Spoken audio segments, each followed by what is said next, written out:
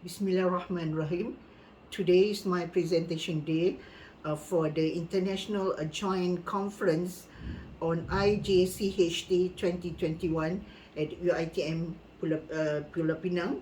So I wish to greet our chairperson, that is Dr. Khairul Najihan Ahmad, and the co-chair, that is Dr. Ahmad Faris Yahya.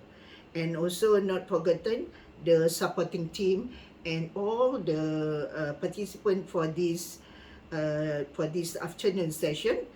And good day, everybody. Enjoy your presentation. Today, I would like to present on the analyzing halal integrity and sustainability nexus in an emerging halal supply chain ecosystem, that is HSCE. So this is a project, actually a project in our group for the RIG research project, which consists of me as a leader, so Dr. Dalan, PM Muhammad Rosni Osman, Sheikh Muhammad Hafiz Saleh, and also we have a combination from other university like KJ Abdul Rahman from Taylor University, Muhammad Rizaimi Saharuddin from UiTM, and another one is Megawari Rajaratnam. All of us contributing for this project, and this is one of the the paper which we are looking for. My name is Datin Nur Hayati Sharif, that is a associate professor from the Faculty of Maritime Study and Maritime Science, University Malaysia Terengganu. I would like to on with this next slide, that is on the outline. I would like to talk about the outline of presentation. It is about the introduction and overview of the halal integrity and sustainability in emerging halal supply chain ecosystem, and then literature review. We are talking about the problem statement, which is on the critical zone in the life cycle of halal food product for halal integrity, and also the proposal framework, and we are talking about our findings and the conclusion and future research. So for the next slide, we begin with the emerging global demand for halal industry.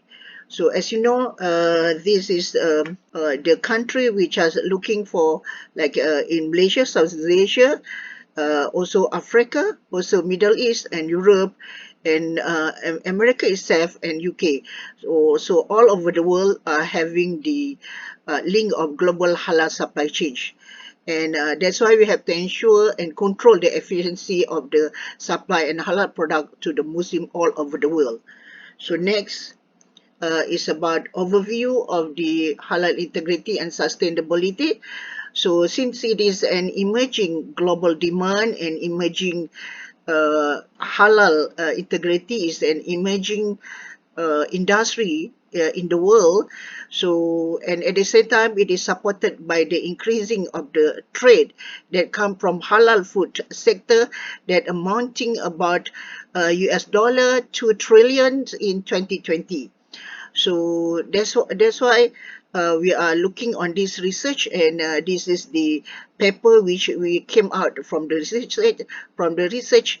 However, as I told you just now, the growing, escalating of the halal demand, but the halal demand was tarnished with the halal food industry, which is being tarnished due to the increasing number of fraud, halal certification, and physical contamination of halal food products. And at the same time also, the customers start questioning about the authentic of halal integrity. This is also the main purpose of doing the research and undergo this paper, which we are choosing this as a ecosystem and the issues pertaining to the supply halal chain of ecosystem. So it is more than that.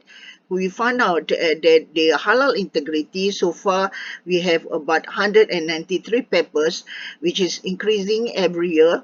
So it is come from the academic journal paper, conference paper, thesis, and book chapter, and including the trade magazine and newspaper. All these the publication for the halal integrity. So at the moment, due to the COVID-19 pandemic, it seems that we have to rethink the new efficiency and competitiveness of the sustainability of this emerging industry. This is very, very vital, as the global GDP has been shrinking, and the trade war across country is adversely affected the halal industry. So we go to the next one. So looking the problem is in this halal industry is that they have a zone critical zone in where the life cycle of the halal food product, especially having the halal integrity. So it is divided into the critical zone can be divided into halal manufacturing, which is the halal input ingredient and whatsoever, and then it then divided into halal freight forwarding, which is the pillars of the transportation of the halal products, and also the halal distribution. So all these the main critical zone which we have to look into the matter for this paper. So you can see that the critical zone in the halal industry is the largest constitute is the food industry. So then it is also followed by pharmaceutical, and therefore the manufacturer have to look through the supply chain system, and they have to coordinating the supply chain as what we can see that we discovered that the challenges of making this bread transportation sustainable is one of the critical issue, and we also have a halal issue, and the one which is most important is the trustworthy of halal food manufacturing. So they have to control, to monitor the ecosystem of this emerging industry, both in halal integrity, and also they have to fulfill the customer satisfaction. Okay, next we can see that how the halal integrity is being supported with the video presentation. Let's see the video. The integrity of a halal product. Sharia compliant. Complying and abiding with Sharia principles, all halal products must undergo a specific set of standards in order to maintain its integrity. Food science. Scientifically, all food produced are to be categorized or labeled as halal, haram or subha, ensuring no contamination throughout the process, from the start of the process until it reaches the end consumers. All aspects of the Hazard Critical Control Point HACCP are adhered to as per the farm to fork concept. Information technology. Using an identification system of a halal product through an innovative system of information technology ensures consumer confidence.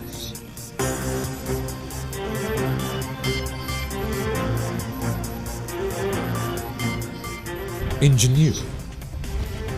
The application of up-to-date designs of storage warehouses, innovative delivery systems and containers for the transport of halal products, cost-saving packaging and layout of halal products help fulfill the Sharia compliant standards. This is a halal supply chain ecosystem, which is for the from the source to the distribution center to the customer. So next is how the integrity in the halal supply chain.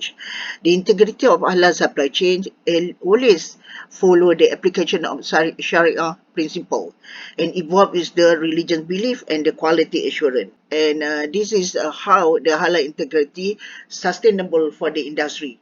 So this industry can be sustained when there is a critical zone in life cycle has to be looking into. It also halal integrity insurance, and it's also sustainable dimension of the HSC industry is very important, because the quality of the halal has to be seen for the satisfaction of the customer, and because it is a very, very complex and competitive context. So we have to look into this future. Another research has to be done, and for the transportation and for the freight forwarders, we need to profile international freight forwarder to understand, so that the freight forwarder can understand the industry, the trend, model, and winners in improving the sustainability of the halal integrity. And also we have to know how this freight forwarder, especially the the international freight forwarder, and of course the local one, should know how to sustain the potential halal system supply. So it can be, as you know, that Malaysia is the global halal hub, so they have to look into this matter. Okay, next, it is also about the competency of the human resource who are doing or involving in the global supply chain competitiveness. So the next one is the policy incentive given by the government to help the halal freight ecosystem. And not least, of course, is the measurement of HLSQ. It is involved in the service quality as the benchmarking of the competitors, as what Salina 20118 has put up this, highlighted this, this this service quality.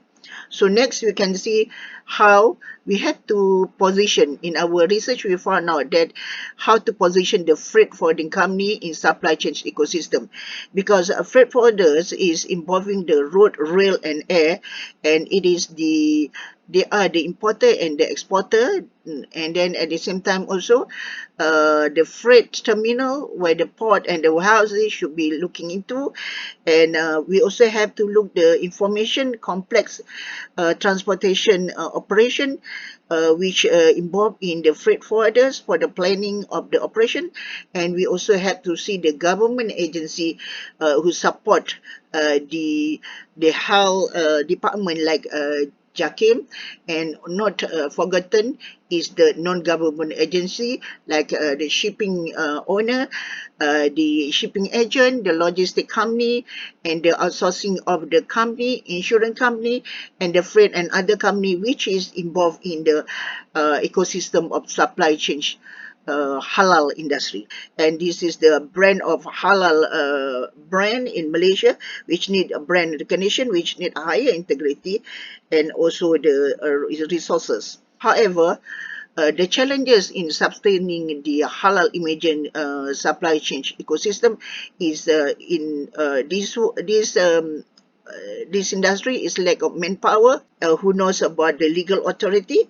It also due to this, it will delay in the halal activity, and also the customer satisfaction is bring down, and the problem is to be solved, as what highlighted by the Farina 20118. So next we go to the challenges also. It's lack of the training of the staff training, who are the auditors of this halal industry, which they can enforce the legal policies. And also not many people who knows about the process, and they have to cite the offenses, and also they have to write a report on this halal ecosystem, which is one of the biggest challenges. So another one is that we also look at the limitation and challenges.